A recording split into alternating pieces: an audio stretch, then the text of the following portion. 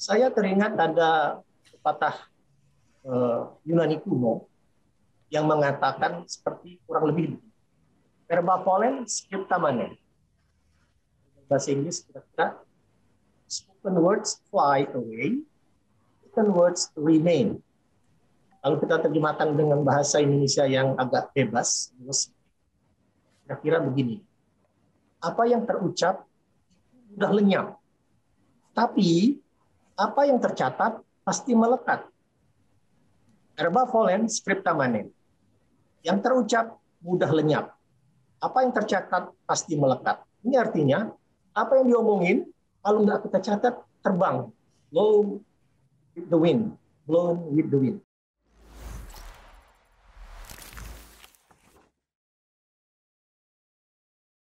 Halo, selamat siang semuanya. Apa kabar para panelis, moderator, dan Mas Haryo?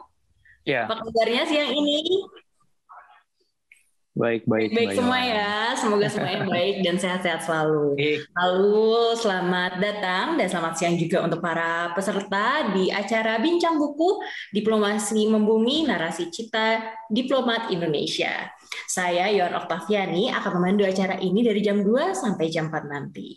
Sebelumnya saya mau mengucapkan selamat siang kepada para panelis yang terhormat. Saya merasa terhormat sekali untuk bisa memandu acara ini. Pertama-tama saya ucapkan selamat siang untuk Dubes RI di Austria, Dr. Darmansyah Jumala. Selamat siang Bapak, apa kabar? Di sana pagi ya Pak ya? Masih pagi. Masih pagi. Baru memulai kehidupan. Baru memulai kehidupan. Kok kita di sini udah makan siang ya? Semoga semuanya sudah makan siang. Lalu yang kedua saya mau mengucapkan selamat siang kepada Profesor Azuyumardi Azra. Bapak selamat siang. Yang ketiga selamat siang juga untuk Profesor Dr. Ari Bainus. Selamat siang Bapak. Selamat siang Mbak. Sehat semua? Sehat. Lalu yang terakhir ada Mas Samsul Hadi. Selamat siang Mas. Selamat siang Mbak Yohan dan selamat siang Bapak-Bapak, Ibu-Ibu semuanya. Selamat siang. Jadi panelis-panelis kita hari ini adalah orang-orang yang sangat terkenal dan sangat dilihat di bidangnya, utamanya di bidang luar negeri dan diplomasi. Acara ini nanti akan dimoderatori oleh Mbak Wirdaitul Aini. Selamat siang Mbak Aini, apa kabarnya? Selamat siang Mbak Yohan, alhamdulillah baik. Mbak Yohan apa kabar? Baik, makasih udah ditanya. Oke, sebelumnya saya akan membacakan rundown untuk acara siang hari ini. Yang pertama nanti akan ada sambutan dari Mas Haryo Darmono selaku Wakil Redaktur Pelaksana Kompas. Dan sementara itu saya akan membacakan CV dari Mbak Aini. Dan profil lengkap mengenai Mbak Aini, Mbak Wirdaitul Aini lebih dikenal dengan kata Mbak Aini, merupakan mengambil pendidikan ilmu ekonomi di FEB UGM dari tahun 2012 sampai 2017. Pengalaman kerja sebelum di Kompas pertama itu asisten peneliti di Pusat Studi Ekonomi Kebijakan Publik UGM tahun 2016 sampai 2018 dan sekarang peneliti Litbang Kompas dengan kajian tema ekonomi dari tahun 2018. Beberapa penelitian yang sudah pernah dilakukan oleh Mbak Aini, pertama ada pengaruh inklusi keuangan terhadap stabilitas keuangan, analisis quality score card development pengukuran karakter penggerak desa, indeks kota cerdas Indonesia 2018, dampak Borobudur Marathon terhadap UMKM 2018, daya saing pariwisata 2019, dampak Borobudur Marathon terhadap usaha hotel dan akomodasi 2019, dan analisis ekonomi serial pandemi. Oke, selanjutnya saya berikan kesempatan untuk Mas Haryo untuk dapat memberikan sambutan di acara siang ini. Silakan Mas. Ya, terima kasih Mbak Yohan. Assalamualaikum warahmatullahi wabarakatuh. Selamat siang Bapak-Bapak semua. Yang terhormat Profesor Azumardi, siang Profesor Ari Bainus, kemudian bintang tamu kita nih siang ini Pak Dubes Jumala dari Wina. Apa kabar Pak? Ya, apa kabar Pak? Ada juga Gusam ini, Kepala Des Internasional Kompas. Nanti kalau Mas Sam lah yang paling paham urusan internasional kalau untuk di Kompas.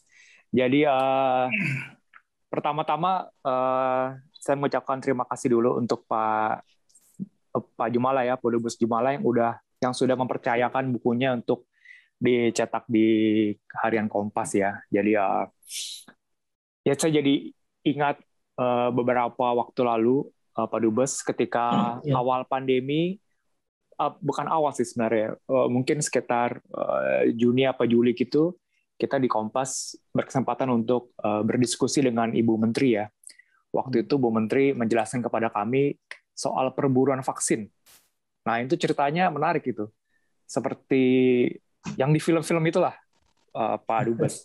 Jadi ada harus kontak ke siapa dengan siapa, kemudian sampai kontak ke Melinda Gates untuk mendapatkan akses kemana, terus kemudian kontak negara mana, tetapi ada misalnya katakanlah ditukar dengan dukungan suara di tempat lain gitu lah. Jadi masalahnya saya nggak bisa cerita dengan detail, dan kita juga nggak boleh nulis oleh Ibu Menteri. Tapi sebenarnya intinya yang mau saya sampaikan adalah ternyata di balik kita kan hanya baca berita soal vaksin datang ke Jakarta, tiba di Soekarno-Hatta, 1,5 juta dosis, wartawan rame-rame apa segala macam. Tapi di baliknya itu ada kerja-kerja yang luar biasa dari Ibu Menteri, sudah pasti oleh para diplomat juga pastinya kan. Apalagi ada juga misalnya katakanlah Pak Dubes Jumala ini kan untuk Austria dan juga untuk PBB, saya rasa juga pasti sangat berperan dalam hal-hal seperti ini. Kemudian ada satu fragmen menarik dari buku soal ketika Pak Dubes cerita setelah Bu Menteri dilantik ya, jadi ikut membahas apa yang disebut dengan diplomasi membumi. Nah, vaksin ini, apa yang kita dapat sekarang ini menurut saya benar-benar pengejawantahan dari apa yang disebut dengan diplomasi membumi itu. Jadi diplomasi itu tidak yang kadang-kadang ada orang bilang tuh hal-hal yang daki-daki gitu, enggak lah. Tapi diplomasi itu apa yang manfaatnya benar-benar dirasakan oleh rakyat Indonesia. Jadi ya ini sesuatu yang menarik. Kita juga apa yang kemarin dikerjakan oleh Bu Menlu, saya rasa one day akan dibukukan. Tapi Pak Dubes Jumala sudah juga menuliskan kepada kita pengalaman-pengalamannya. Ini sungguh menarik kan. Ibu Menteri juga kasih endorse kalau memang sebanyak mungkin diplomat menulis hal seperti ini. Karena kita ingin tahu kan, ada apa yang terjadi di dunia selama ini, apa tuh kerja-kerja diplomat Indonesia, dan apa yang bisa juga dipelajari oleh oleh generasi penerus lah, diplomat muda atau siapapun yang mau jadi diplomat. Ini hal yang menarik. Kalau soal tema, menarik ya Pak ya, beragam, bagus, segala macam. Nah, saya juga satu hal yang ingin saya garis bawahi, tulisannya Pak Jumala itu bersih lah.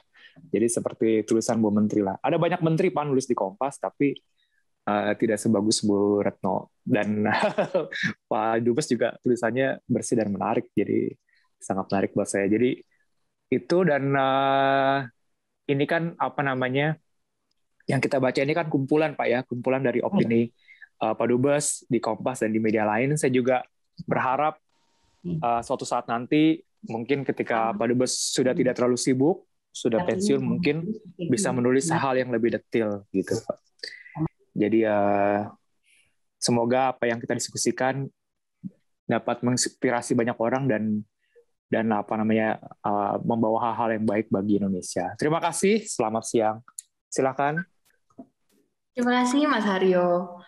Oke, tidak usah berlama-lama lagi. Saya berikan kepada Mbak Aini untuk dapat memimpin bincang buku kali ini. Silakan Mbak Aini. Baik, terima kasih Mbak Awan atas waktunya. Selamat siang Bapak Ibu, rekan-rekan Sobat Kompas. Apa kabar semuanya? Semoga dalam sehat selalu ya, dalam kondisi sehat selalu. Dan semuanya terhindar dari COVID. Dan bagi Sobat Buku yang sedang menjalani isolasi mandiri, semoga lekas pulih dan semoga bisa beraktivitas kembali seperti biasanya. Sebelumnya saya ucapkan terima kasih kepada Bapak Ibu Sobat Buku yang sudah menyempatkan waktunya untuk hadir dalam pertemuan siang hari ini. Meskipun dalam situasi pandemi, namun tidak menyurutkan kita untuk tetap bersemangat menimba ilmu, mengikuti diskusi pada siang hari ini yang pastinya akan sangat menarik dan sangat sayang sekali untuk dilewatkan. Baik, sebelumnya perkenalkan, saya Aini, staf peneliti dari Litbang Kompas, yang akan memandu diskusi kita pada hari ini, yang kurang lebih selama 2 jam ke depan. Baik, sudah hadir panelis kita, keempat panelis kita, yakni penulis buku Diplomasi Membumi, Bapak Dr. Darmansyah Jumala MA. Selamat siang Pak Dubes, apa kabar? Selamat siang Jakarta, Mbak Ini. Selamat siang Pak. Kemudian sebagai pembedah buku, ada Profesor Aziumardi Azra, CBA. Selamat siang Prof. Sehat ya Prof? Selamat siang Mbak Ini. Selamat siang Prof. Selanjutnya, ada Profesor Dr. Ari Bainus MA. Halo Profesor Ari, selamat siang. Halo. Apa kabarnya Prof? Baik. Oke, dan yang terakhir ada Mas Samsul Hadi. Selamat siang Mas. Selamat siang Mbak Wirda, selamat siang Bapak Dubes Jumala, Profesor Ari dan Profesor Aziumardi. Siang Mbak. Salam sehat selalu ya Mas. Ya, Sobat Buku, diskusi kita pada hari ini akan mengupas buku Diplomasi Membumi, karya Bapak Darmansyah Jumala, yang memuat tulisan-tulisan Pak Jumala sejak masa kuliah hingga masa pengabdiannya sebagai diplomat. Dan tulisan-tulisan tersebut telah dimuat di beberapa media massa, termasuk Harian Kompas.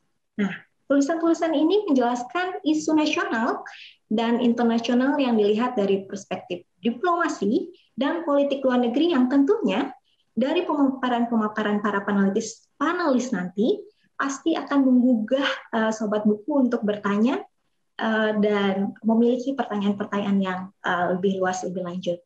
Baik, bagi Sobat Buku yang ingin bertanya, silakan langsung saja menuliskan pertanyaannya dalam kolom Q&A yang sudah tersedia, dan nanti kita akan bahas bersama pada sesi tanya-jawab nanti ya.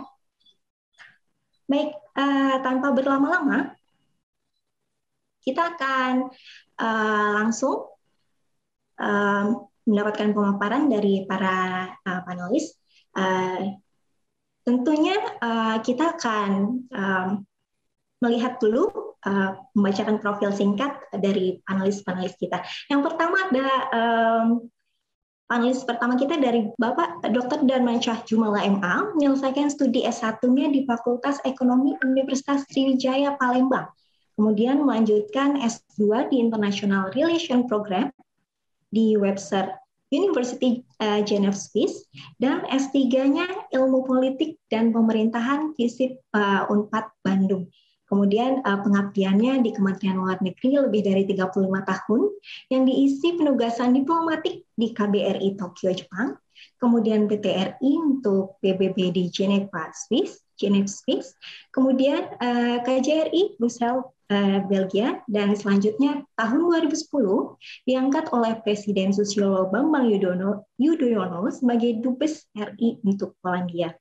Dan pada tahun 2015 sampai 2017 dipercaya Presiden Joko Widodo sebagai Kepala Sekretariat Presiden atau Sekretaris Presiden. Kemudian pada Mei 2017 ditugaskan sebagai Dubes RI untuk Australia, Slovenia, dan PBB di Wina.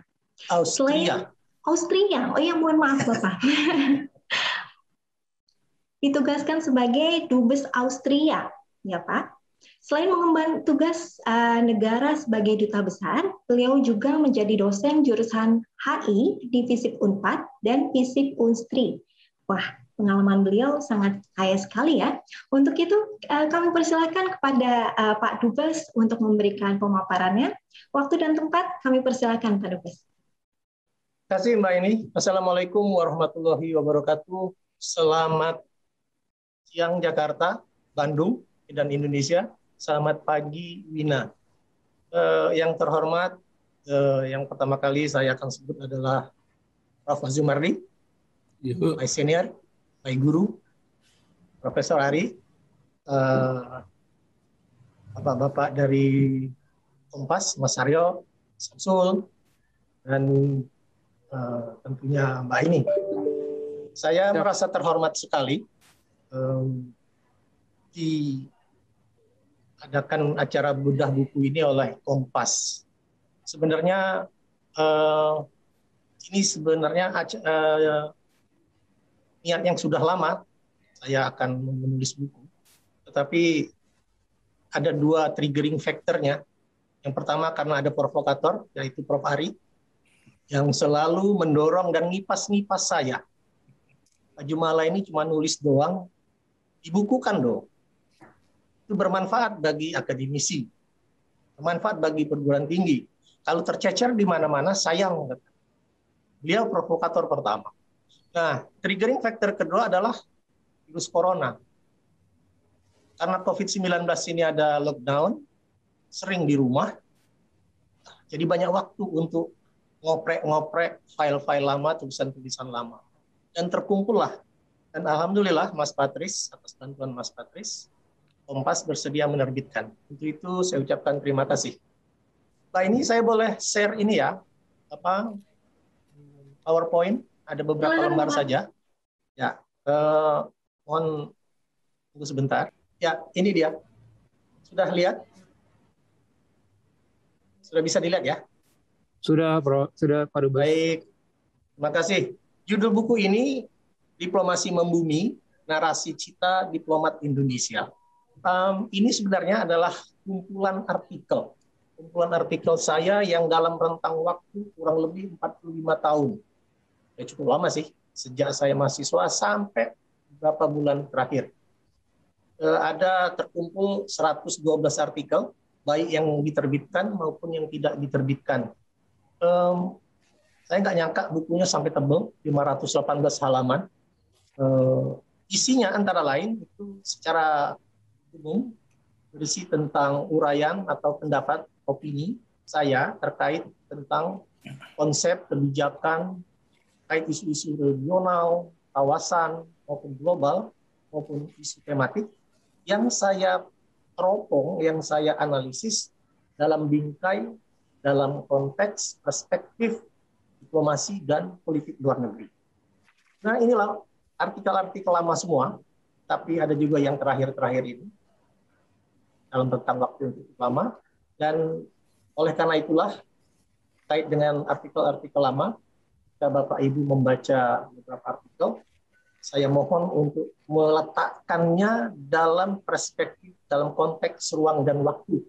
Karena ada beberapa tulisan yang lama, kadang-kadang nggak sesuai lagi dengan konteks hari ini.